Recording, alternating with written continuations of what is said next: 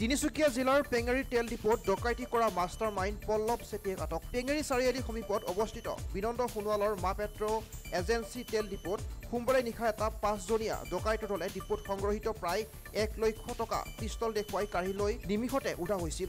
ডকাইতৰ দলটোৱে কৰ্মচাৰীসকলৰ মোবাইল ফোন কাঢ়ি লৈ চিচিটিভি কেমেৰা বিকল কৰি দিছিল। ঘটনা সন্দৰ্ভত মাৰ্ঘেৰিটা সমজিলাৰ আৰক্ষী বিষয়াৰ নেতৃত্বত আৰু পেঙেৰী থানাৰ সহযোগত ডকাইতৰ সন্ধান বিচাৰি অভিযান চলাই আজি ডকাইতৰ মাষ্টাৰ মাইণ্ড তিনিচুকীয়া জিলাৰ বাৰেকুৰি মতাপুঙৰ 26 বছৰীয়া পল্লৱ চেতিয়াক কিছু পৰিমাণৰ নগদ ধনসহ আটক কৰাৰ উপৰিও ডকাইতি কাৰ্যত ব্যৱহৃত কৰা কলা ৰঙৰ AS23Y9019 ভেনু গাড়ীখন জব্দ কৰিবলৈ সক্ষম হয়।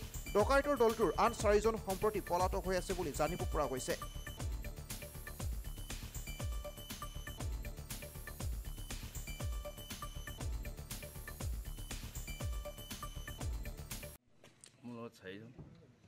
কি নাম?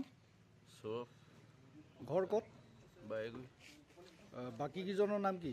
ভাই চুতীয়া আৰু সান্তেজ আৰু তাৰপিছত আৰু এজন নিপন। এইটো কেই নম্বৰ পেঙেৰিত কৰাটো কেই নম্বৰত পৰিছে? এইটো ফাৰ্ষ্ট, আগত কৰা নাই।